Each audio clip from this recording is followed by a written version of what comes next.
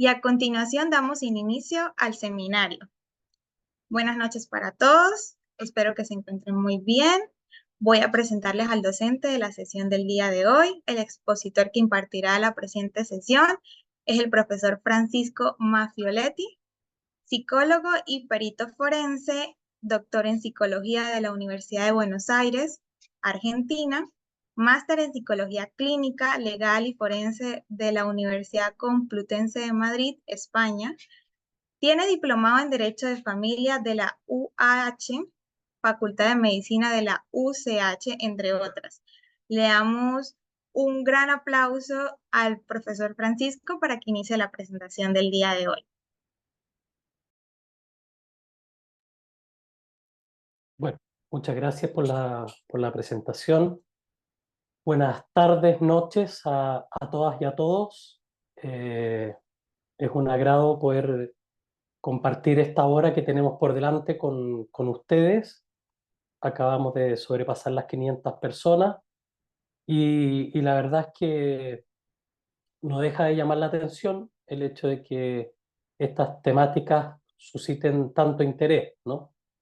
Eh, Hace 24 años, 25 años, cuando tomé la decisión de partir a especializarme en España, una maestría en materias que acá no existían, esto no era muy común y al regreso recién se estaba empezando a vislumbrar lo que nosotros denominamos como área de la psicología jurídica. Como tenemos muy poco tiempo, y el título del seminario dice relación con el daño y el trauma vinculados a la evaluación pericial psicológica, eh,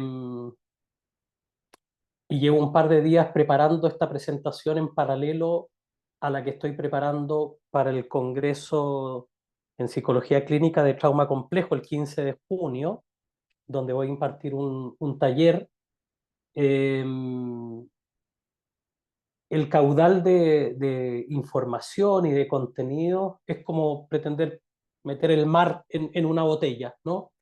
Pero, y eso es un tremendo esfuerzo, pero entiendo que también esta actividad dice relación con la difusión de ciertos contenidos y pretendo sembrar un poquitito más de dudas, de inquietudes, de ánimo de profundizar y quizás respecto al tema hoy día, plantear o plantar dos o tres banderillas respecto de lo que es la evaluación pericial de daño, ¿sí? Partamos entonces, porque el PPT lo he preparado con bastante dedicación y cariño, así que, y es como es gráfico, va a ir ilustrando también lo que quiero transmitir. Eh, los PPT yo los ocupo solo para que vayan acompañando lo que uno quiere ir planteando. Eh, Así que vamos a dejar los últimos minutos también de 9 a 9 un cuarto para poder tener y desarrollar algún intercambio sin perjuicio de eh, algunos chats que pueda alcanzar a visualizar quizás en el desarrollo de la presentación que me permitan ir precisando algunas cuestiones. Como ya llevo años haciendo clases, con este 31 años, eh, tengo más o menos claro en dónde poner ciertos énfasis, ¿no? Y tratar de hacer sobre todo los contenidos algo transmisible y comprensible, en este caso para un gran público, 534 personas que provienen de ámbitos distintos, de la psicología, el derecho, el trabajo social, la psiquiatría y eventualmente ciencias afines.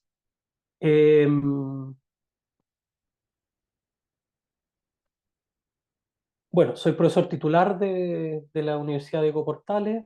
Y quizás de las cosas más relevantes, bueno, he sido miembro titular durante 3 años de la Comisión de Ética del Colegio de Psicólogos. Participo del colegio desde que me titulé, hace más de 25 años, 27, 28. Actualmente soy experto en Comité de Prevención contra la Tortura y presidente de la Sociedad Chilena de de victimología, que en algún momento le hablaré un poquitito más sobre ella, ¿no? He definido como marco teórico para que ustedes tengan una claridad desde el lugar desde el cual vamos a hablar hoy día y abordar los contenidos bajo estos ejes articuladores: la psicología jurídica, la victimología, el derecho penal y los derechos humanos, ¿no? Y partamos en primer término con una definición de qué es la psicología jurídica, ¿sí? Porque es el lugar desde el cual les voy a hablar cuando hablemos de psicología forense o peritaje, ¿sí? Si se puede homologar gruesamente ambos conceptos. Más allá de las definiciones que yo he tomado como centrales, que son básicamente, y las más importantes a mi juicio, la de Miguel Clemente el año 95, que 15 años después, el 2010, las perfecciona y genera una definición más amplia. Eh, y quiero partir aclarando que la psicología, vamos a hablar de psicología jurídica porque es necesario también establecer que en el contexto pericial, forense, de tribunales, en la evaluación del daño, es necesario distinguir la psicología forense jurídica de la clínica, como dos cosas distintas. Les voy a mostrar un cuadro que desarrolla Enrique Echeburúa, profesor mío en la maestría en España y un destacado psicólogo forense español del País Vasco. Eh, y estoy preparando una distinción entre evaluación o conceptualización de el trauma complejo en el contexto clínico y en el forense. Estoy haciendo mi propio cuadrito, pero lo estoy trabajando todavía, estoy casi terminándolo y va a ser algo que voy a exponer como novedad, digamos, y como una propuesta en este Congreso de Psicología Clínica del Trauma Complejo el 15 de junio. ¿Sí? Eh, bueno, la definición de Miguel Clemente es muy simple y clara. Dice, la psicología jurídica es aquella área de especialización de la ciencia psicológica que está abocada al estudio de la persona y de los grupos, en tanto estos se desenvuelven en espacios regulados jurídicamente. Lo voy a decir de otra manera. Es la psicología que se preocupa del sujeto en la relación social con los otros y en tanto determinada su conducta por una norma, usos, costumbres, reglas, leyes, ¿cierto? Teniendo como base esa definición, eh, ya después de muchos años me ha aventurado con una definición propia, porque la epistemología, la psicología jurídica se ha trabajado no suficiente. Yo he definido la psicología jurídica como una especialización de la ciencia psicológica que se aboca a la comprensión y el estudio de las personas en estos ambientes jurídicos sociales, no son solo jurídicos, en los cuales se desarrollan, ¿sí? Que tiene también por misión generar políticas públicas que, como señala el artículo 1 de nuestra Constitución, y yo diría de la mayoría de las constituciones, eh, cuando entiende el rol del Estado desde este ámbito público, es tratar de proveer a todos los ciudadanos las mejores condiciones que garanticen la mayor realización psicosocial, material y espiritual. Espiritual es psicológica, ¿no? No es religiosa, posible para todas las personas. En el fondo, aquí hay una vocación por parte de la psicología, pero también de otras disciplinas, de generar entornos sociales en la línea de lo que a mitad del siglo XVIII plantea Rousseau con su contrato social, pero sigue estando vigente al día de hoy el cómo en un contexto moderno y democrático se generan las mejores condiciones de convivencia. Y esto va a adquirir algún sentido. No había puesto ahí, pero esta la desarrollé el 2020, esta definición.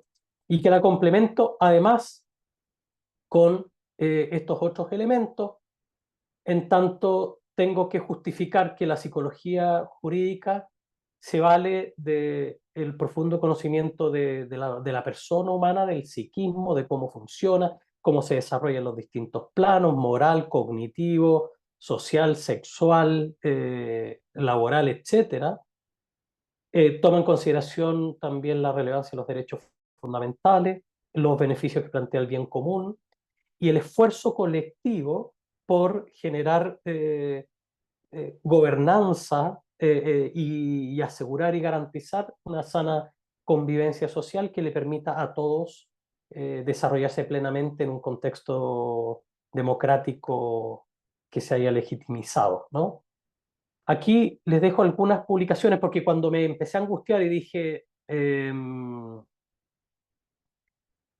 de qué manera transmitir todo en poco tiempo, en una hora, escribimos con la profesora Contreras Taibo hace ya casi 10 años este libro que es La psicología jurídica y el sistema de justicia, que nos lo publicó la editorial Tirán Leblanc o Leblanc, eh, y es de los pocos libros, he escrito 21 libros, este es de los pocos que está a la venta y que es de pago, digamos, lamentablemente, los otros son todos de libre acceso.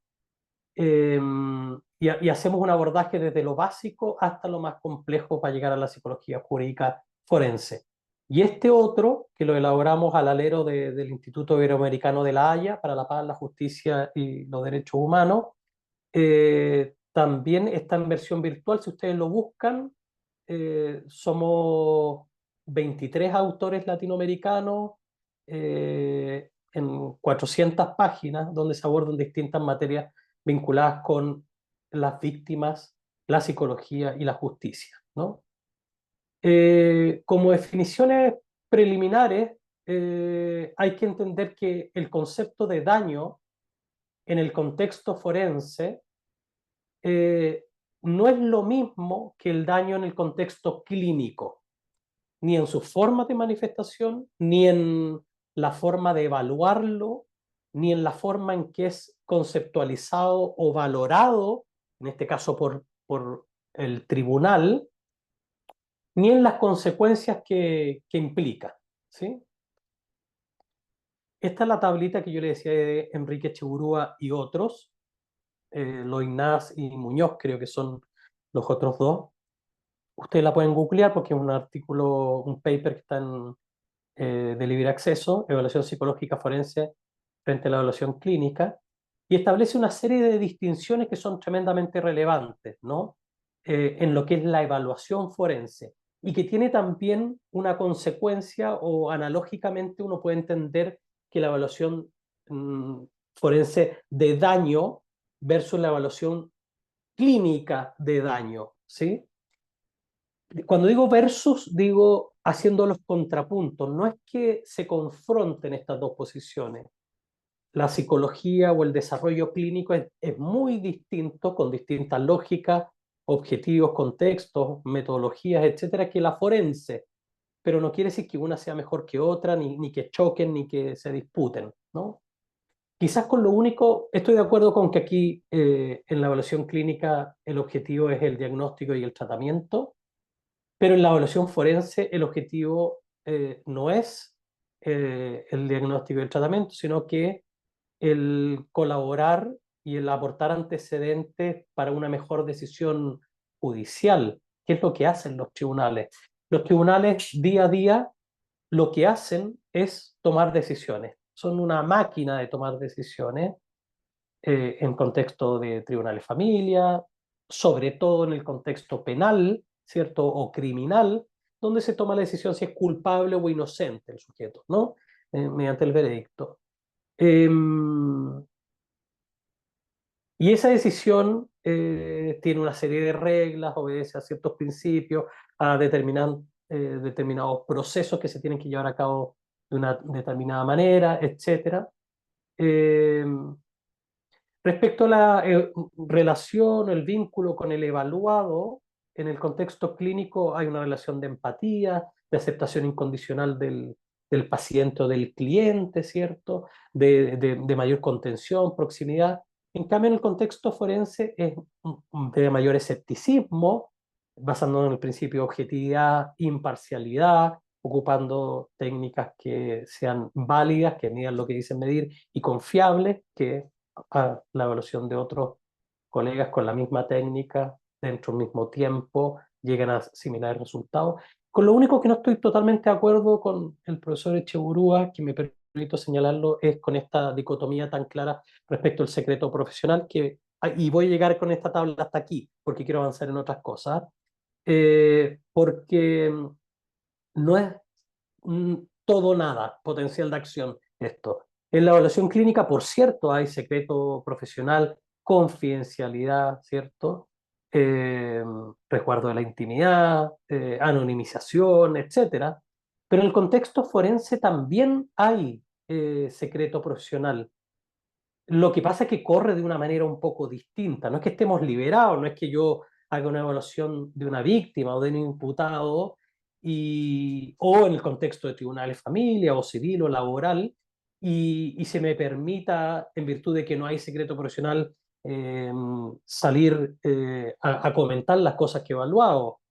Obviamente, y forma parte del setting y del contrato de trabajo, del consentimiento informado, el que la persona sabe cuál va a ser el uso que uno va a hacer de la información y tiene que aclarar y precisar que lo va a plasmar todo esto en un informe, que lo va a enviar al tribunal o a quien corresponda, que esto se va a ventilar públicamente a la contraparte y que eventualmente todo esto podría llegar a un juicio oral, que también es público, que puede entrar cualquier persona, en el cual se van a ventilar todas las conclusiones y contenidos que, por tanto, la persona es dueña de lo que calla y esclava de lo que voluntariamente quiere poner bajo este determinado contrato, trabajo o setting o consentimiento informado. Voy a adelantar porque pueden haber cositas aquí que a otros interesen, pero que lo vamos a ver. A ver, ¿por qué hablamos de víctimas o por qué estoy hablando de víctimas? Porque cuando hablamos de daño en el contexto forense o penal, necesariamente tenemos que hablar de víctimas, ¿sí? Porque en otros contextos, digamos, toda situación de vulneración de bienes jurídicos y de afectación personal en este contexto va a generar una víctima, ¿sí? Va a ser una conducta contraria a este ordenamiento jurídico del cual hablábamos en un inicio, eh, y que va a ser en ese sentido constitutiva de delito, y por cada delito se va a generar una víctima, ¿no? Se entiende por víctima toda aquella persona que de manera individual o colectiva haya sufrido un daño, lesiones físicas o mentales, puede ser corporal o psicológico, ¿cierto? O sufrimiento emocional, o una pérdida financiera en sus bienes, un menoscabo en los derechos fundamentales, como consecuencia, y este concepto es tremendamente relevante en el contexto forense o judicial, como consecuencia de acciones u omisiones que vulneren la legislación penal vigente, ¿no? Voy a avanzar un poquitito. Aquí están las citas, Declaración de los Principios Básicos. El PPT después lo voy a compartir con ADIPA y por tanto se lo van a hacer llegar a ustedes, ¿ya? Eso sin perjuicio de que alguien pueda tomar nota. ¿Cuál es la realidad del delito en nuestro país? Y me parece siempre necesario explicitarlo porque poco se lo conoce y es necesario dimensionar también el fenómeno y partir desde la empiria, desde el dato duro para sobre él elucubrar y darle una cierta magnitud. El año pasado, fíjense ustedes, estos boletines estadísticos del Ministerio Público que está en la página web fiscaliachile.cl, estadísticas, boletín anual, les sugiero que bajen el Excel, no el PDF, así lo pueden trabajar. Se denunciaron 1.500.000 delitos, de los cuales habían 900.000 imputados desconocidos y 828.000 conocidos, de los cuales 627.000 pasaron a audiencia de control de detención, lo que de alguna manera viene a aumentar la probabilidad de condena respecto al sujeto. No voy a entrar en este detalle, lo único que me interesa del gráfico es que entendamos, perdón, es 1,5 millones de delitos, y les voy a hacer el cálculo al tiro, dividido por 365, que diariamente se denuncian 4.100 delitos en Chile, ¿sí? Es una brutalidad. Estaba viendo hoy día unas estadísticas respecto de cómo los noticieros y los medios de comunicación abordan los delitos versus la cantidad de delitos, y esa relación se rompió hace un par de años y los noticieros empezaron a mostrar mucho, en una desproporción, una cantidad, pues parece que viviéramos, y así lo reflejan las encuestas también, como en el peor país del mundo que está en guerra hace años, ¿sí? Eso es un comentario aparte, pero que tiene que ver también con la sensación de vulnerabilidad. Eso que marco en amarillo son la cantidad de víctimas el año pasado, solo el año pasado, ¿sí? 1,5 millones. Casi igual cantidad de hombres y mujeres, menos niños que mayores de 18, y lo mismo en el caso de las mujeres, menos niñas que mayores de 18, ¿no? En general, es como un poco más del 90% son mayores de edad. Esa relación se invierte un poquitito, por ejemplo, en los delitos sexuales. El año pasado se denunciaron 44, 45 mil, de los cuales 3 de cada 4, o sea, un 74%, 75%, corresponden a víctimas menores de edad. Y ahí se invierte un poquitito la relación, dependiendo de la familia de delitos de la cual estemos hablando.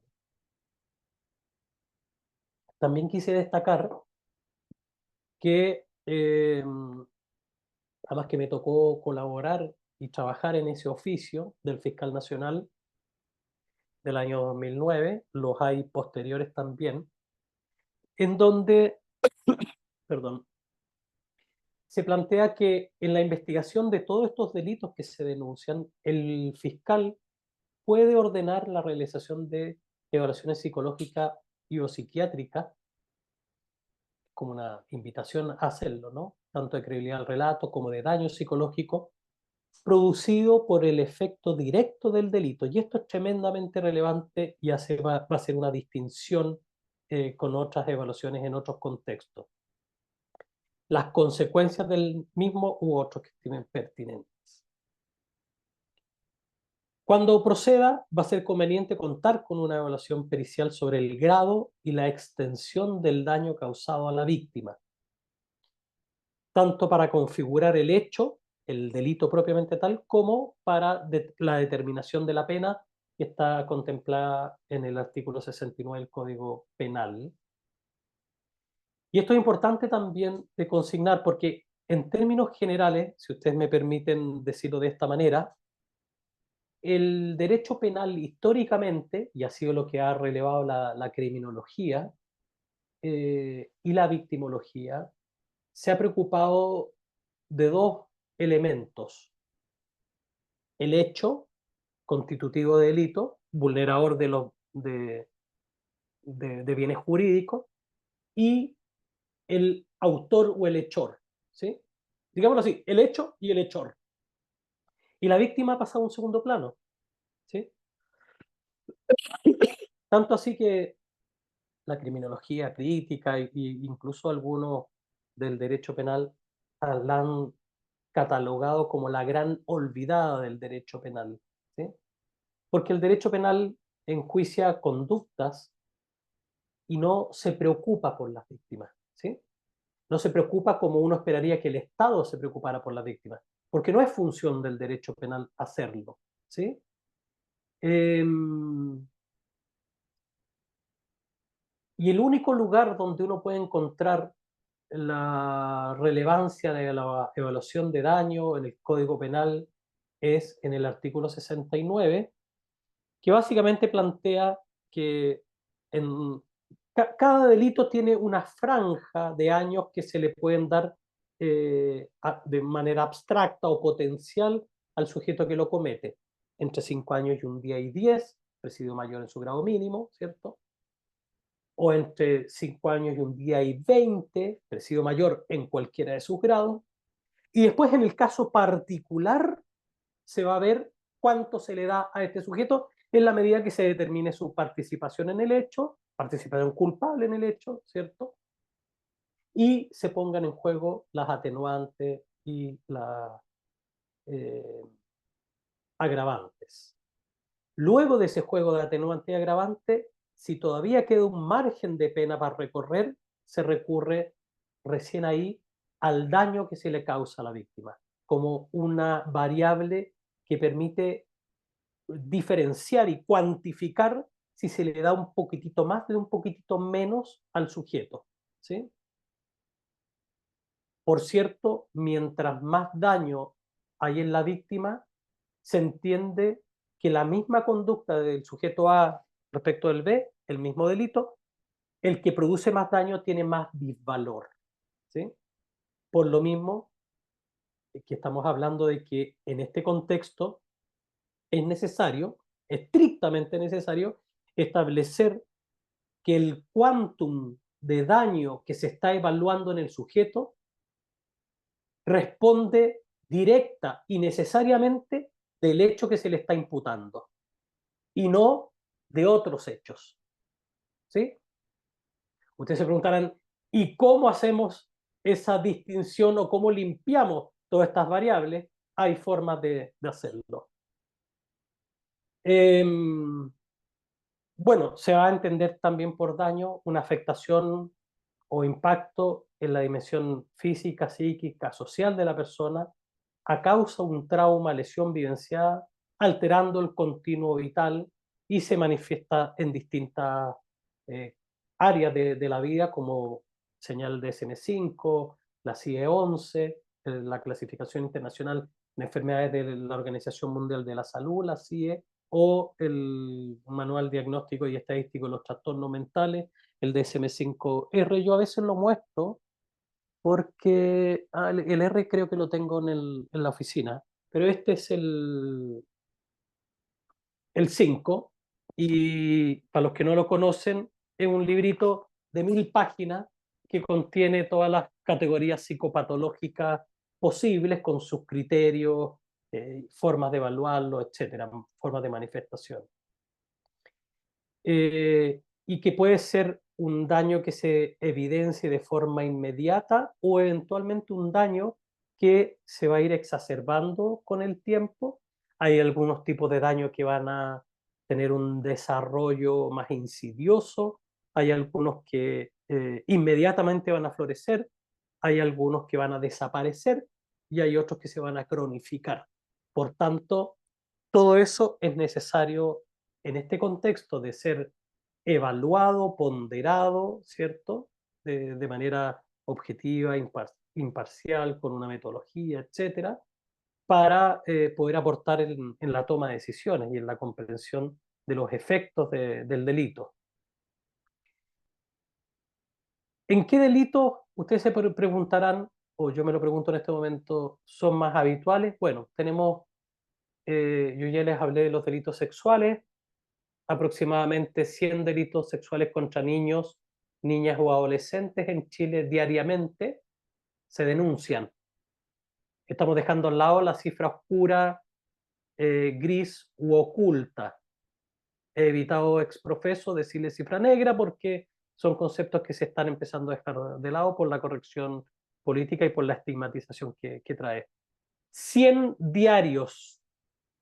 Por cierto que podríamos abrir los noticieros y tener toda la mañana el matinal con esos casos, como con los 7 u 8 homicidios diarios. En violencia intrafamiliar también, que son delitos más bien los sexuales y los de violencia intrafamiliar más relacionales, ¿no? Cuando usted va por el centro de la ciudad y le roban el celular, no hay ningún vínculo o relación entre usted y el sujeto, salvo que se ha apropiado de un bien que a usted le pertenece y le puede causar un daño también. Pero en general, las situaciones donde más se requiere la evaluación son en estas que tienen este carácter más familiar. La mayoría de los delitos sexuales suceden a las víctimas en un contexto por un conocido, ya sea familiar o del entorno social inmediato. Y los de BIF son 150.000 denuncias al año, pero que en realidad la gran mayoría son desacatos u otro tipo de delito. Hay un 20% los hombres también denuncian BIF. Estoy dando un par de datos que pueden ser interesantes cuando uno estudia el fenómeno, ¿no? Y en este contexto es necesario establecer una relación de causalidad entre el agente traumático y el resultado lesivo en la persona, ¿sí? Es una etiología, una causa, cuestión que no necesariamente es relevante en el contexto clínico, porque usted puede determinar que una persona tiene un daño y puede trabajar eso, y lo puede trabajar además a lo largo del tiempo, ¿sí? Pero aquí es necesario establecer en, en una evaluación muy acotada en el tiempo, puede ser una, dos, tres sesiones, que pueden estar dentro de un mes, en general no se difieren mucho más, pueden ser dentro de 2 semanas. Es necesario establecer con precisión, y cuando no se puede establecer hay que decir que no se puede establecer, la posible o probable etiología o causa, ¿sí? El objetivo de la evaluación es conocer las consecuencias, las secuelas psicológicas, ya sean de remisión a corto plazo o más a largo plazo, o que van a ser permanentes, irreversibles. Cortar un dedo de una mano es permanente, digamos, no vuelve a crecer, ¿sí?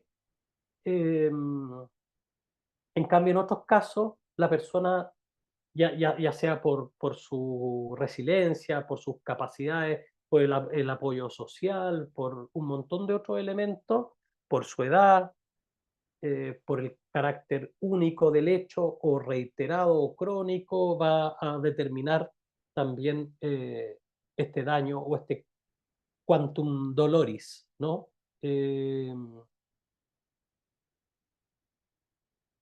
el sistema va a determinar derivaciones a tratamiento, el sistema va a determinar medidas de protección en caso que sean necesarios, y va a determinar también dentro de sus competencias la evaluación por parte de un experto, que no solamente tiene que ser experto en su ciencia, arte o oficio, como dice el artículo 314 y 315 del Código Procesal Penal, la persona hábil, diestro en una ciencia, arte o oficio, sino que también tiene que conocer, en el caso de los psicólogos como yo, el mundo del derecho, sus lógicas, sus principios, eh, y también manejar estrategias de evaluación ad hoc y tener una formación especializada en este ámbito, ¿no?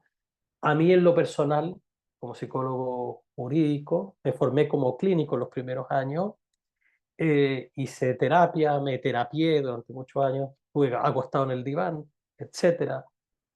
Pero hoy día si me dicen, puedes ir a hacer una evaluación de clima organizacional, yo no puedo. Psicología organizacional, a quienes han tenido la formación, la especialización y tienen los conocimientos para actuar de manera seria, responsable, ética en esos contextos, ¿no? Eh, y eso es parte de las virtudes del perito en reconocer la especialización y las falencias, ¿no? Y la falta de formación. Eh, el perito trabaja también con hipótesis y tiene que generarse hipótesis. En este caso, las del daño y su magnitud y extensión van a estar íntimamente vinculadas con varias de estas variables que les menciono ahí, en esta y en la siguiente diapo, que tiene que ver con la edad de la víctima, con el vínculo entre la víctima y el imputado. Todo esto hay que levantarlo y hay que determinarlo en la entrevista. Tenemos hoy día una ley de entrevistas videograbadas, la 21.057 del año 2019, con el cual se entrevista especialmente a las víctimas con una serie de consideraciones respecto a disminuir la victimización secundaria que propician los agentes del sistema en el abordaje de la causa penal, ¿no? El número de eventos abusivos es distinto si es uno o si son muchos, lo cual no quiere decir directa e inmediatamente que nosotros vamos a concluir que porque fue un evento, tiene en esta persona, en Juanita, que haber sido poco el daño. Y en Pedrito, que fueron muchos eventos, entonces es mucho el daño.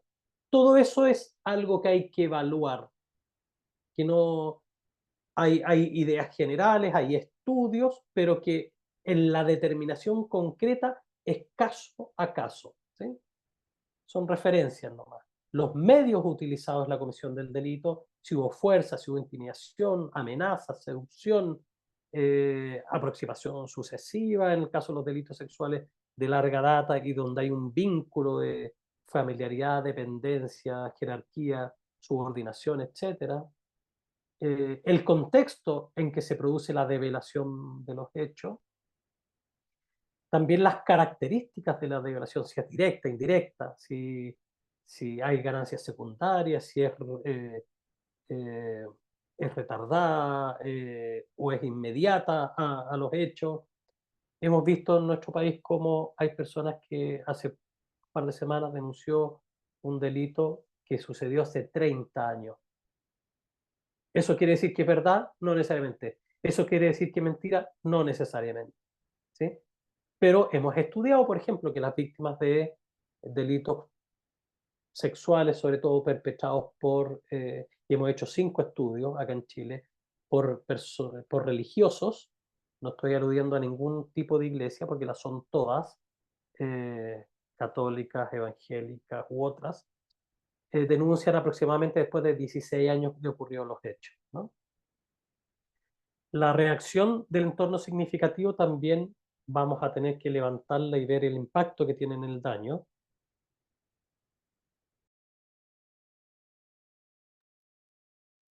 La actitud de la víctima post-develación, si hay aislamiento, retractación, disminución del contacto con otro, o sigue realizando sin poder establecer necesariamente a partir de ciertas cuestiones. Por ejemplo, la víctima fue al día siguiente al trabajo. Hay víctimas que necesitan el orden y la rutina Es que cualquier persona que sea violada no va al día siguiente al trabajo. Ojo, esos prejuicios, esas ideas preconcebidas, hay que sacárselas cuando uno pretende abordar, tomando una cierta y sana distancia, con este escepticismo, con esta objetividad e imparcialidad, el caso, ¿no?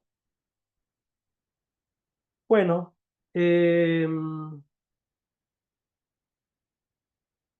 muchas veces el gran problema también que cuando son delitos intrafamiliares, como el caso de los delitos sexuales, no hay testigos, muchas veces no quedan evidencias, y hay que hacer una entrevista. Hay varios sistemas internacionales de entrevista. El más conocido es el NICH, el del National Institute of Child Development, que es un protocolo muy formal a mi juicio. Nosotros creamos en 2012 con una colega, Sofía Huerta, una guía de entrevista víctima acá en Chile, que la Fiscalía ocupó de todo el territorio nacional durante 4 o 5 años, que era la GEF, la Guía de Entrevista Víctima, que se basaba en estos 8 protocolos internacionales, porque la aproximación a la víctima también es una cuestión muy técnica, no solamente en la evaluación de daños, sino que en cualquier evaluación judicial, y no solamente en la evaluación, sino que en la intervención con víctimas, ya sea para levantar datos, ya sea para determinar factores de riesgo, solicitar medidas de protección, etcétera. ¿En qué caso es aconsejable solicitar un peritaje? Cuando la víctima se encuentre poco afectada, cuando se prevea una retractación, desistimiento en el ámbito de la violencia intrafamiliar, eh,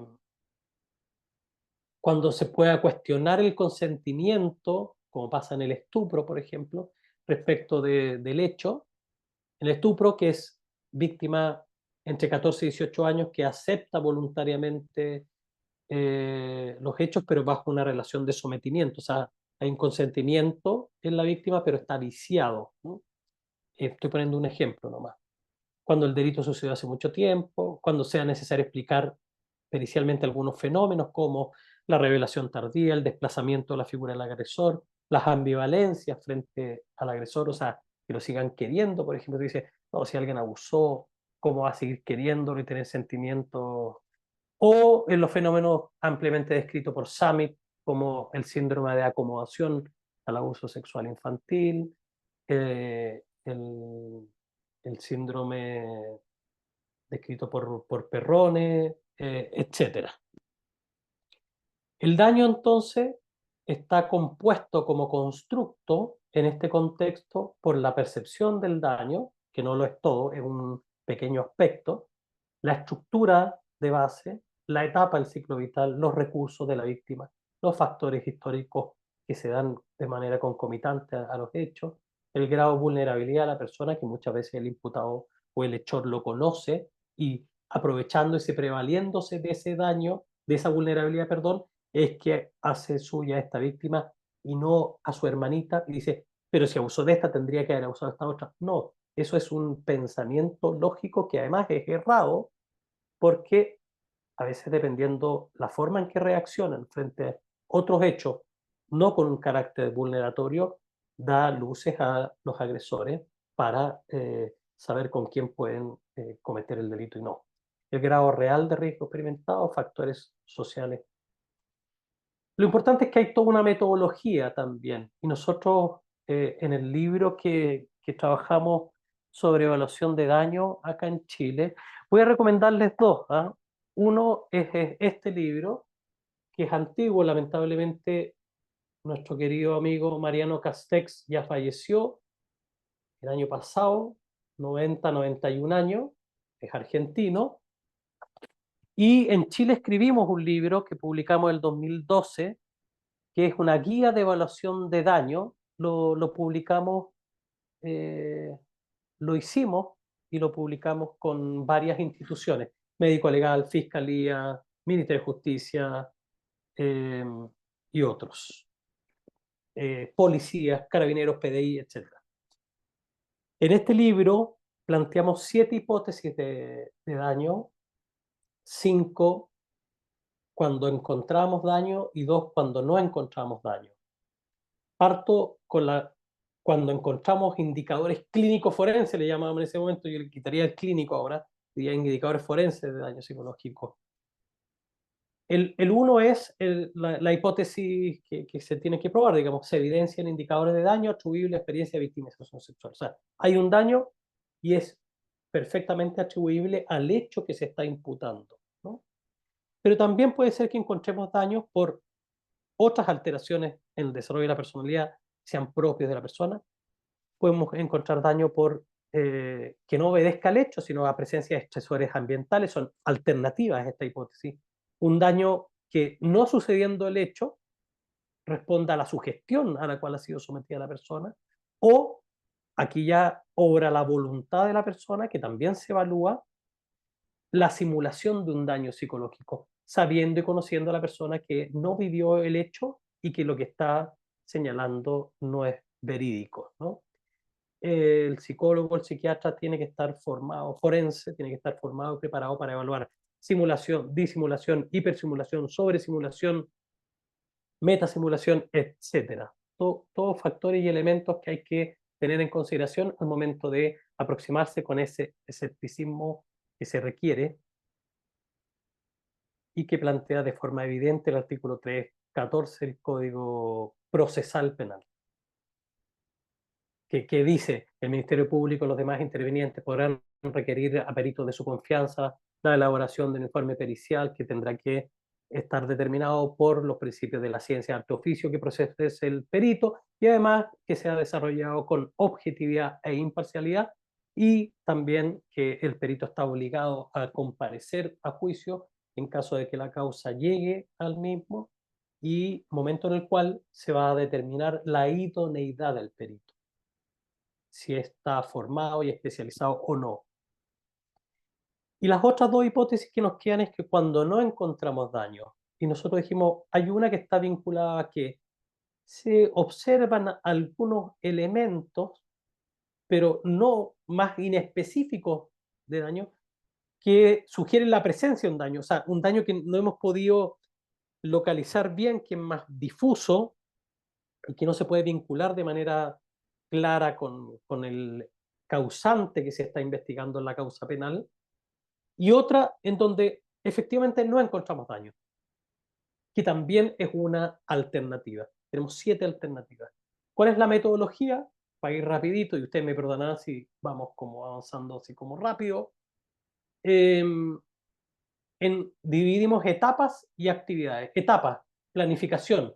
Hay que leer los antecedentes de la causa, hay que formularse hipótesis preliminares, hay que seleccionar distintas fuentes de información y procedimientos de recolección de datos y de información, y hay que hacer una selección de tópicos a evaluar. Una vez que estamos claros en la etapa de planificación, vamos a la etapa del peritaje propiamente tal, se establece un vínculo y un encuadre, hay levantamiento de datos, recolección de los mismos, y hay un cierre de la etapa pericial.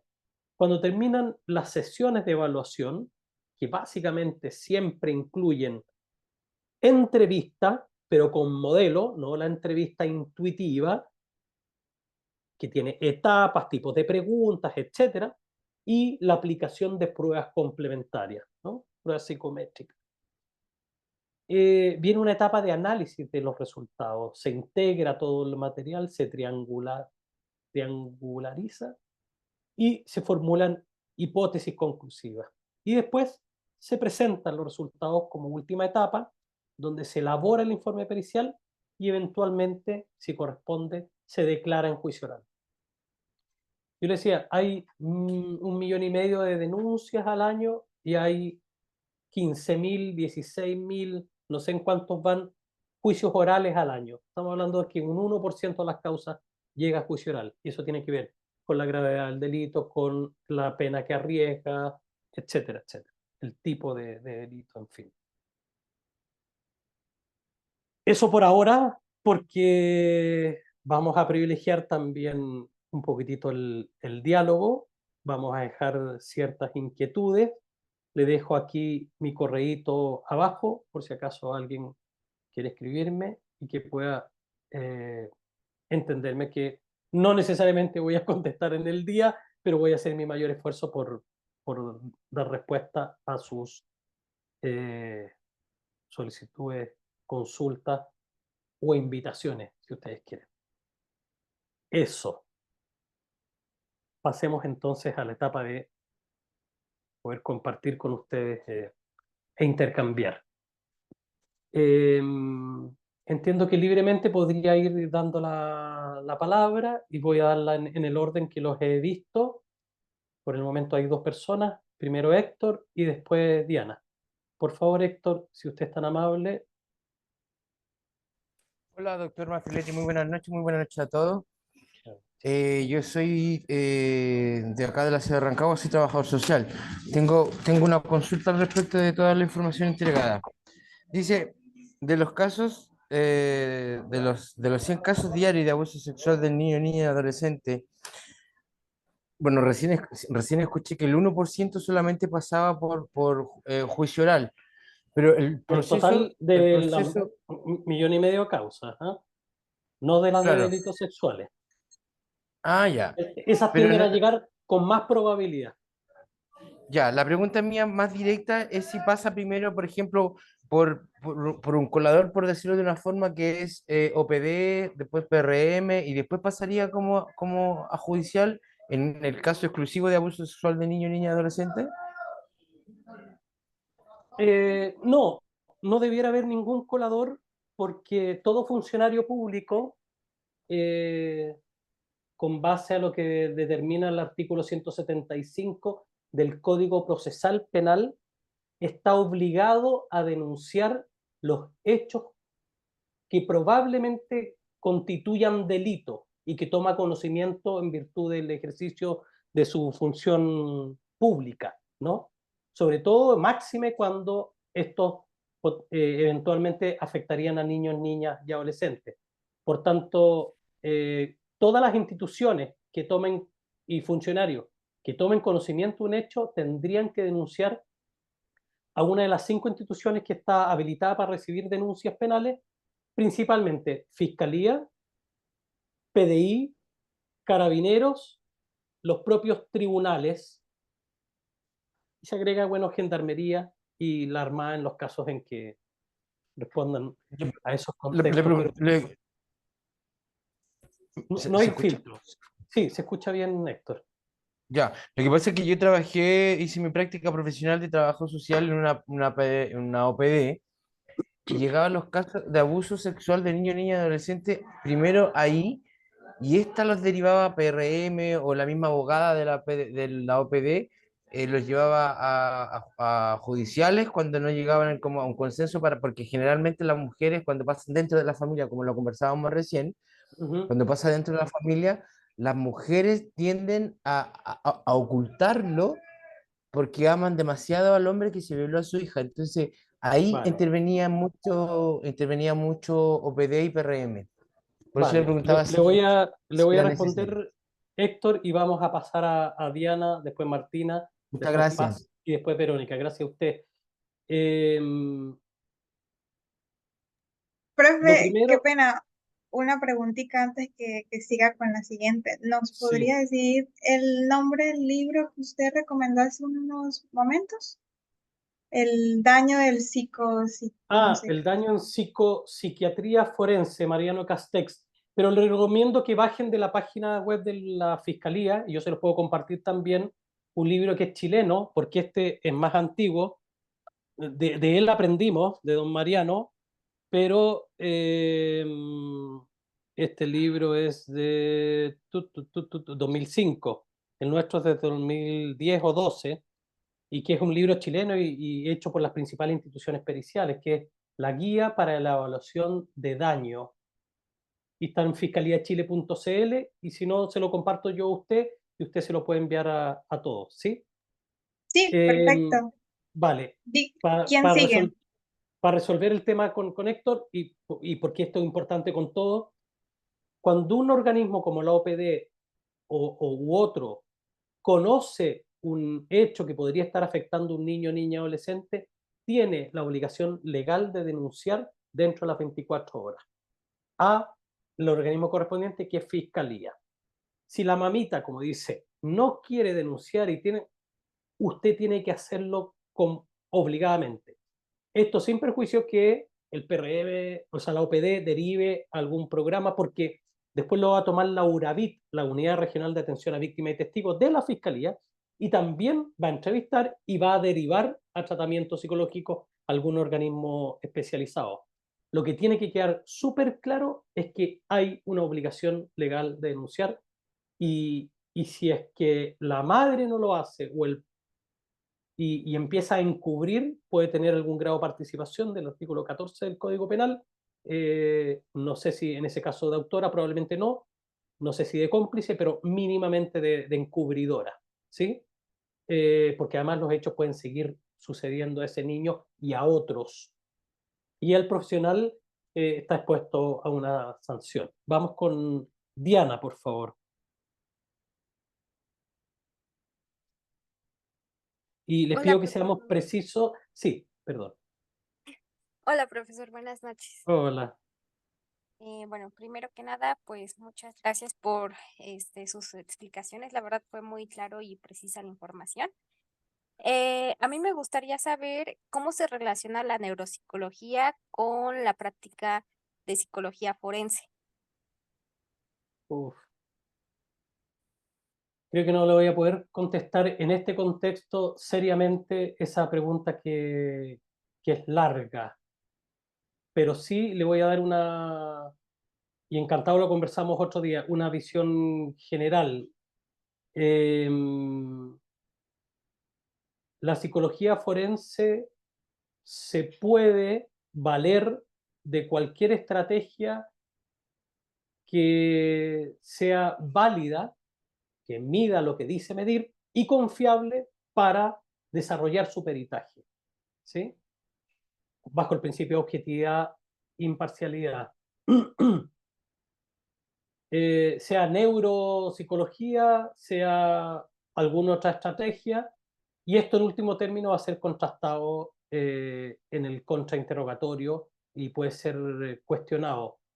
La pregunta es así como el universo, es muy amplia como para responderla así de esta manera. Le pido disculpas por no tener el tiempo para hacerlo. Muchas gracias, Diana. Martina, por favor, para que vayamos rápido y ojalá todos tengamos la posibilidad de ir poniendo algunos temas porque son interesantes estas líneas que ustedes van desarrollando. Hola, buenas noches. Buenas noches. En primer lugar, agradecer el seminario, que lo encontré muy bueno, muy interesante. Bueno, me quiero presentar un poco. Yo tengo 22 años, pronto por cumplir 23. Hice un diplomado en abuso sexual. Me interesa mucho, estudio psicología, entonces en base a lo que respondió anteriormente la anterior chica, igual va un poco por ese lado porque estudio psicología y estoy a un año de salir, de hecho este es mi último año, y me interesó mucho el ramo de criminología, en donde me dijeron que en realidad acá en Chile no hay tanto campo, más hay en España o en otros lugares, em, pero donde ya tengo un diplomado en peritaje o en abuso sexual y aprendí un poco del peritaje, me interesó. Usted comentaba, si mal no recuerdo, que empezó con clínica y bueno, no sé cómo hizo de la trayectoria de saltar de clínica a poder ingresar a todo este mundo forense, realizar informes y todo ese ámbito penal, legal, etcétera. A ver, muy brevemente, y gracias Martina. Voy a partir por el final. Yo fui profesor de Rothschild, escribí un libro de Rothschild, hay dos libros, uno del año 67 y el nuestro del 2001, porque me interesaba la evaluación psicológica. Y partí el año 93 siendo ayudante. Y en esa línea hice la tesis en sujetos que habían cometido delito de violación, el año 95, evaluando a casi 30 sujetos en la cárcel. Y después del año 97 me pidieron que hiciera un peritaje en la cárcel de Puente Alto, y ahí me fui acercando un poquitito a esto, hasta que tomé la decisión de irme a especializar en España porque no había nada de esto. Después, a la vuelta, creamos la Asociación Chilena de Psicología Jurídica y Forense el 2003, 2002-2003, creamos el primer diplomado en Chile en esta materia y fuimos construyendo un poquitito esto que hoy día está afortunadamente más desarrollado. En ADIPA estamos trabajando hace un par de años en diplomados en peritaje psicosocial, más allá del evento que es un día, este congreso el 15 de junio. Ahora en julio va a comenzar una nueva versión del diplomado, que son muchas clases con distintos profesores, y es en peritaje, donde se aborda progresivamente cada una de estas cuestiones con eh, temas de derecho penal, procesal penal, de familia, peritaje social, peritaje psicológico, distintos tipos de peritaje en distintos tipos de víctimas, etcétera. Yo creo que hay una línea de desarrollo que existe hoy día afortunadamente y, y es una oportunidad y yo me alegro que sea tan joven y que tenga tanto por delante y que ya esté habiendo tomado un diplomado, digamos, ¿no? Así que eso, perdón. Paz Vargas. Todavía no se le escucha. Ahí tampoco. Voy a ver si es que yo puedo ayudarla. Ahí sí. Listo. Hola, buenas noches. Buenas Muchas noches. gracias por la exposición. Quería saber si se puede referir brevemente a algunas pruebas validadas científicamente para determinar, por ejemplo, la simulación, en el fondo para ver ese tema, la hipersimulación, la simulación. A ver, nos ha costado mucho Paz determinar qué pruebas se ocupan en Chile. Hicimos un estudio en el contexto de magíster, me tocó dirigir esa investigación en el médico legal en todo el país para determinar primero cuáles son las pruebas que ocupan los psicólogos y psicólogas del médico legal a lo largo del país, ¿no? Hay muchos temas que lo estamos estudiando hoy día y eso es lo importante de ir en paralelo con el hacer con la investigación. No hay un test ni una estrategia metodológica, así como un cuestionario o algún instrumento para medir simulación, disimulación, hipersimulación, porque tiene que ver con una aproximación diagnóstica. Evito decir clínica, porque la clínica nos lleva al fin terapéutico y a la aceptación incondicional y otra serie de cuestiones que no vamos a profundizar ahora.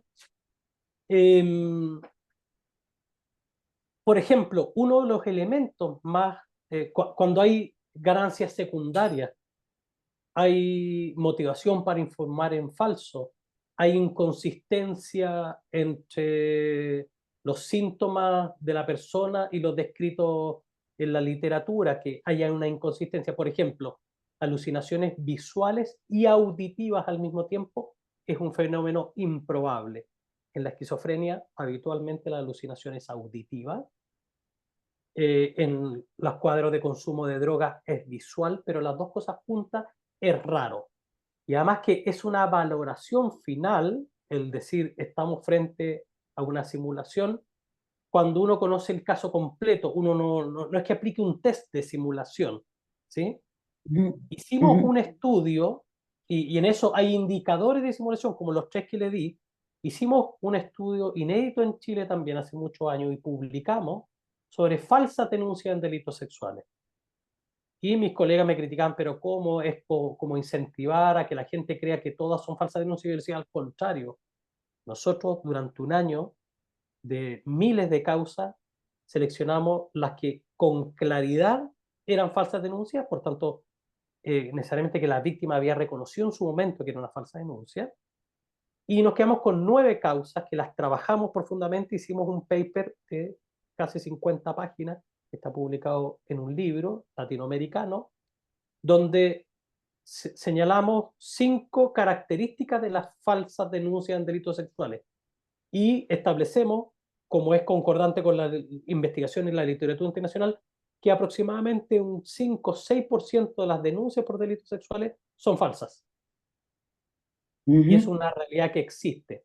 Si usted conoce esas características de denuncias falsas, conoce las características de las denuncias verdaderas, usted puede tener una aproximación bastante menos intuitiva, más basada en evidencia, en conocimiento, que una aproximación que no lo tenga.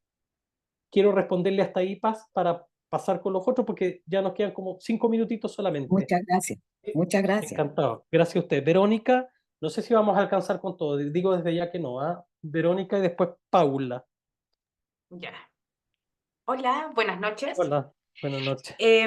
Profesor, más que todo quería hacerle una consulta referenciado con el tema de las cuántas horas tenemos como profesionales para ir a denunciar en el caso de que la víctima no tenga el agresor, no tenga contacto con el agresor hace años.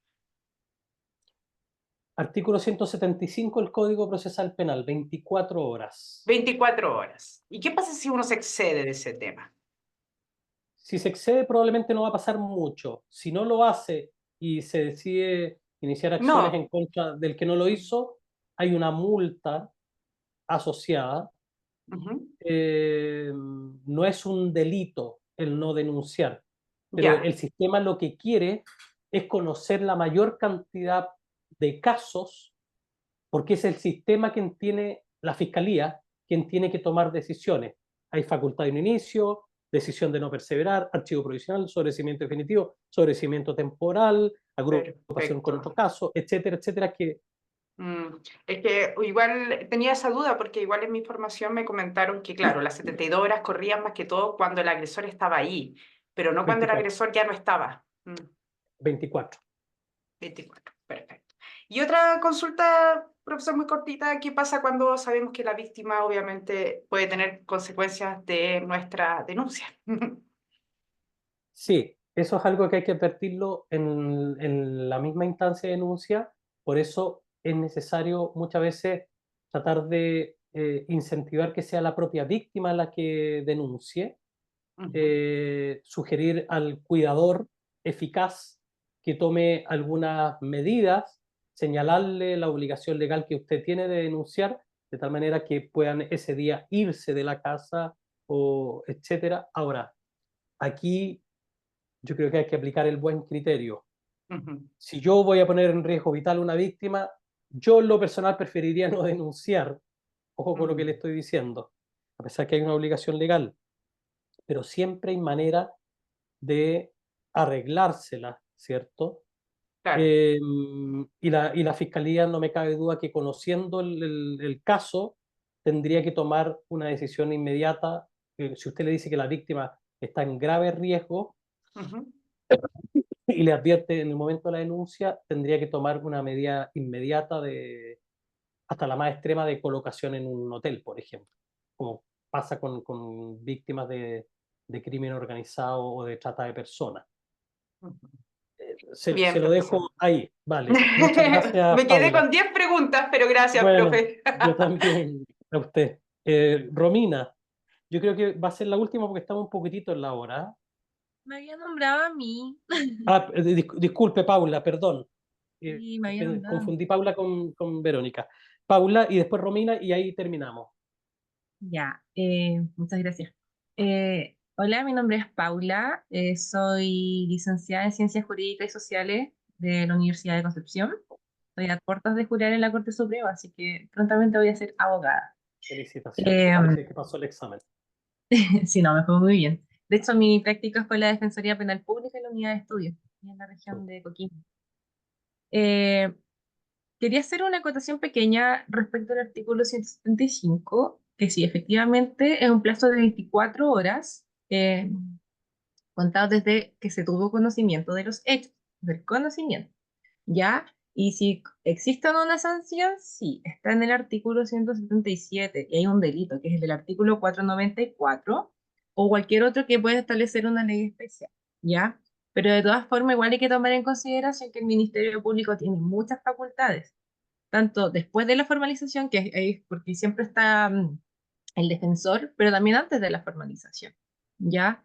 Y entre ellos puede, por ejemplo, hacer lo que decía el profesor, pedir medidas de protección en resguardo de la víctima, llevando la casa de acogida, etcétera. Interceptación de comunicaciones, tobillera, también un montón de medidas de protección. Así que en ese sentido no pasa nada. El tema sí, lo que es muy importante es cuando no están obligados a denunciar, es porque están involucrados en el delito como autores, sus convivientes, sus cónyuges, sus hermanos, ascendientes o descendientes, y cuando pudiera peligrar su vida propia, ¿ya? En esos casos podría pasar. Pero de todas formas, revisen el artículo. El 177 sale la sanción. Ya, mi pregunta es la siguiente.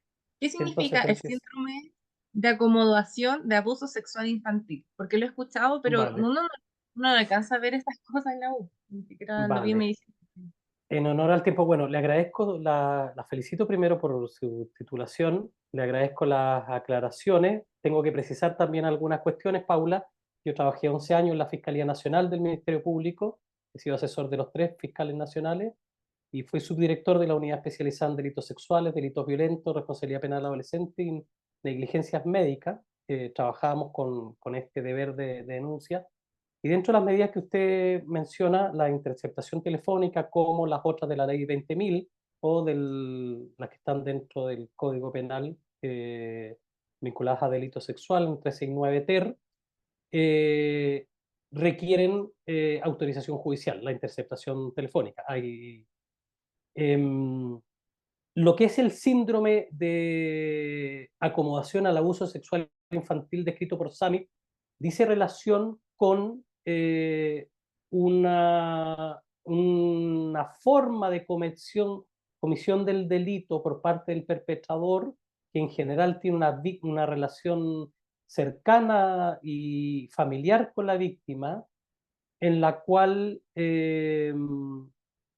a veces por aproximaciones sucesivas comienza de a poco a efectuar maniobras de vulneración de su corporalidad y particularmente sexuales, en donde finalmente la víctima termina naturalizando este tipo de conducta al punto en los más extremos que no las considera delitos ni vulneratorias, lo cual hay que aclarar no quiere decir que, y esa es la posición subjetiva de la víctima, que éstas no le estén produciendo un daño. De hecho, como son habitualmente tempranos en la edad de los niños y en su desarrollo, produce una distorsión en el desarrollo identitario y en otros ámbitos que va a tener un carácter un poquitito más permanente.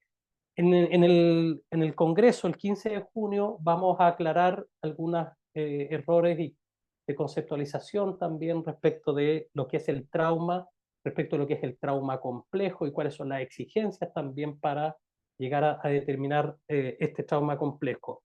Les pido mil disculpas, estamos pasaditos las 9:15. Yo le había dicho a Romina que ella era la última pregunta. Quiero cumplir con eso para no faltar a la palabra. Así que le pido, Romina, que seamos también precisos en honor al tiempo. Se fue. Vaya. Ya. Buenas noches, Francisco. Mi pregunta Buenas es, ¿cuáles son las pruebas psicométricas en evaluación pericial que actualmente se utilizan? No necesariamente para evaluar simulación, sino que en general, además de como la guía de la entrevista, o la más recomendada. ¿Usted se refiere en el ámbito penal o familia? No se estaba pensando en general, en realidad, de la evaluación pericial. En general, la respuesta es las pruebas que tienen primero, que están adaptadas, que tienen normas y baremos chilenos, que son reconocidas por las organizaciones que hacen peritaje, que no son cuestionadas por los tribunales ni por la contraparte, y esto me parece que es más importante que todo eso, y no se habla mucho de eso, y que el evaluador tenga expertise en esa prueba. ¿Por qué? Porque ahí hay un juego. Yo puedo tomar el MBPI 2 o 3, que está empezando ahora en Estados Unidos a aplicarse, que es y ser una estupenda prueba con muy buenos indicadores, y yo no me manejo nada en ella y llego y lo aplico. ¿Sí? Pero hay tal variedad de, de requerimientos, algunos de personalidad, otros de inteligencia, otros de daño, otros de credibilidad, otros de habilidades parentales, etcétera, que si usted, por ejemplo, consulta en empresas que se dedican a los test, va a encontrar 400 test, ¿sí? Yo creo que pronto vamos a publicar los que más se están utilizando a nivel del médico legal. También hay de distintas instituciones, no quiero mencionar algunas en particular, publicaciones que es bueno revisar, porque en ellas empiezan a dar a conocer cuáles son las pruebas que ellos utilizan más habitualmente.